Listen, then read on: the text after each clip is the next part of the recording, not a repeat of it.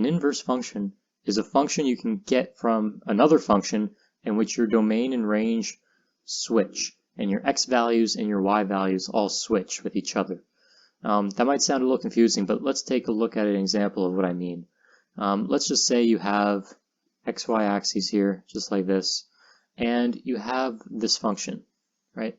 Doesn't matter what the equation is, but let's say that the y-intercept is 1, and you want to find the inverse function to this. Well, the inverse function is just the function that has all the x and y values swap.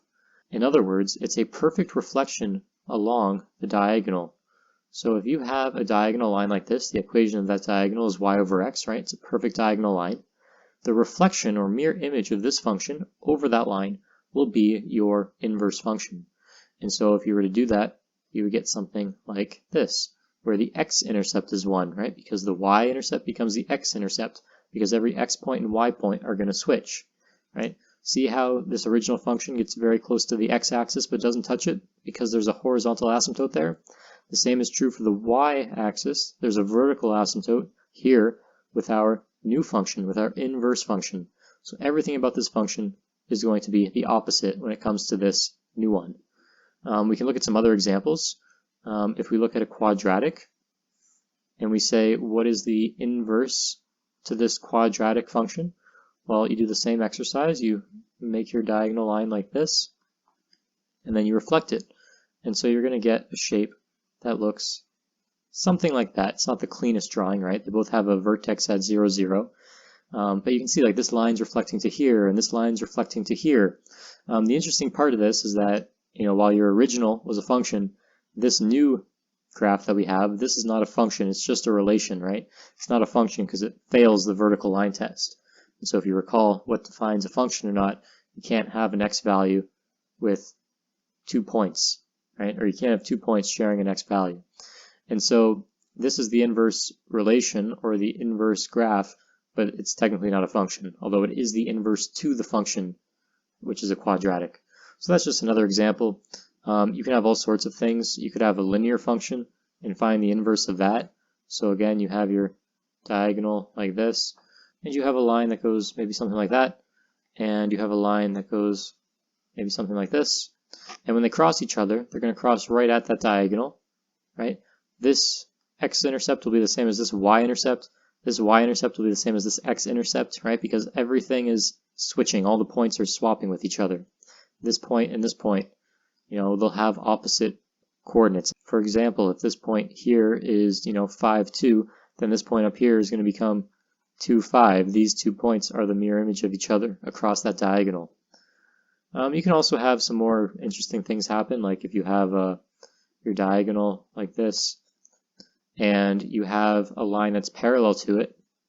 When it reflects, you're going to get a line down here. Right? That's a perfect reflection across the diagonal. So that's kind of an interesting case. But regardless of what you have, we're capable of actually finding the equation of the inverse to the function. And so that's what we're going to look at next. So let's say you have the equation y equals 3x plus 2. That's a linear function, right? And you can imagine what that looks like. Y-intercept of 2, slope of 3, so it's pretty steep, just like that. And we can draw our imaginary diagonal line 2 while we're at it, just like that. That's our y equals x, right, the diagonal. And so if we want to figure out what the inverse of this is, well, for one, we could already kind of sketch what it is if we want, right? It'll be something like that. See how those two lines are reflections of each other. If that's a 2, then this will be a 2 down here, so that's something that we know. But how do we find the equation of this? Well, you can find the equation of it without drawing it at all. All you have to do are follow these simple steps. Step 1 is you swap the x and the y. So you say x is equal to 3y plus 2. That's the first step. Not too bad. And the next step is you solve for y, or you isolate for y. So to do that, bring the 2 over here. X minus 2 equals 3y. Divide both sides by 3. Those cancel. I'll put the y on the left, so y is equal to x minus 2 over 3, and actually you could write that as a third x minus 2 thirds if you want to split it up. And now this looks a lot like the y equals mx plus b, right? This looks like the equation of a line. And sure enough, it's the equation of this line that we drew, right? So this first line, the original function, was pretty steep because it had a slope of 3. This new one is kind of flat, right? It's not too steep, and that's because the slope is only 1/3, right? The number next to your x here, 1/3. And the y-intercept is negative 2/3, right? That looks about accurate right there, negative 2/3. And so if you had a grid and you were given a line and you were asked to figure out what the equation of the inverse was and to graph it, you follow this process, label those intercepts, connect the dots, draw your line, and you'll see that it's a perfect reflection over this diagonal. Now that's just one example. You can do that with any type of function, right? Let's say you're given a quadratic, y equals x squared plus 2. And we talked about already how the inverse of a quadratic function isn't really a function because it fails the vertical line test, right? Well, y equals x squared plus 2, if you're going to graph that, it's just like this. It's a nice looking curve, and that's there at 2. And you can always graph your diagonal, right, just to prepare. So that's y equals x. And we know if we reflect this, we know what it's going to look like, right? If there's a y-intercept at 2, the x-intercept will be 2, and it just does a curve like this. Same shape, but reflected over this diagonal, it's going to look like that. Now what's the equation of that? That's the tricky part. Well, we'll start by swapping x and y, so x equals y squared plus 2, and now we isolate for y. So move the 2 to the other side, x minus 2 equals y squared, square root both sides to get rid of that square. And what you're left with is y equals square root x minus 2. But one thing I don't want you to forget is that when you square root something like this, you technically have the plus or minus, right? Because if I were to ask you what's the square root of 9, you would tell me 3, but the correct answer is actually positive 3 and negative 3, right? Because while 3 times 3 is 9, negative 3 times negative 3 is also 9, right? We don't know if it's the negative or the positive. And so here, y equals plus or minus square root x minus 2, because when we took the square root of it, we don't know if we're going to get the positive or the negative version of that answer. So we actually get this, and this can be broken up, right? This is y equals root x minus 2, and it's y equals negative root x minus 2. And this is the reason, right? These on their own, these are each functions, because this one on the left here, the root x minus 2, that represents this top part, right? It's that square root function. And then this on the bottom is the same square root function, except there's a negative on the front, which means it's been reflected downward. It's been reflected in the x-axis. So here you have y equals square root x minus 2, and down here you have y equals negative square root x minus 2. So you actually have two functions, which together, when you put them together, you get the inverse relation of the quadratic function up here. So this is actually two functions together.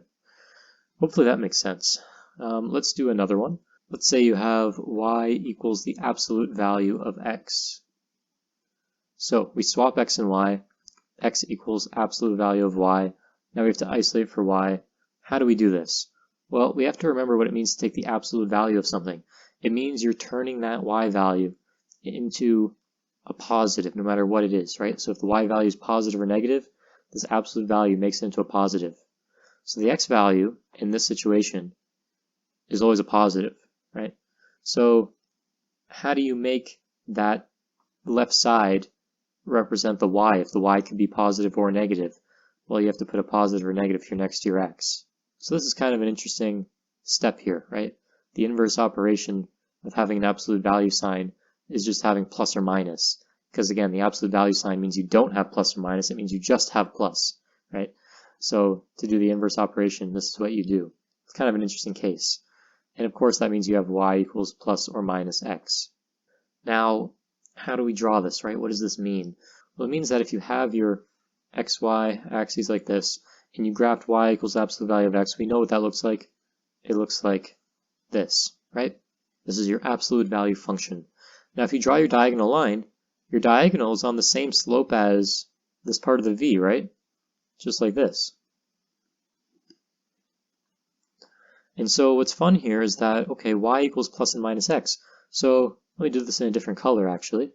So what's y equals plus x, right? This is two functions. This is y equals positive x, and it's y equals negative x. Y equals positive x is the line that's going like this, right? right on top of the other line that's here. And what's y equals negative x? Well, y equals negative x is this line like this. And so you see you have this reflection, right?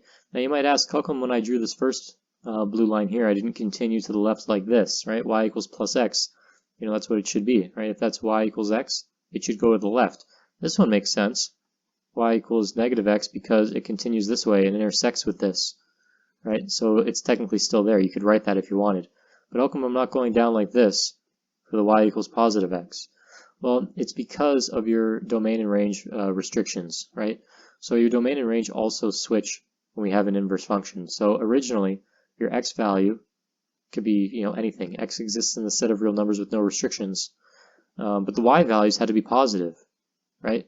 Well, when you take the inverse function, or when you find the inverse function, the domain and the range also swap. So now your y value can be anything. It goes up forever and down forever, right? There's no restrictions on y. But your x value has to be positive, okay? So even though you have y equals x and y equals negative x, you can't plug in a negative value for x, right? None of these values exist for your inverse function on x, right? They only go to the right. Hopefully that makes sense. So always check and make sure that when you find the equation that it makes sense with the drawing, with the sketch, and that the domain and the range also makes sense, right? Make sure everything switches.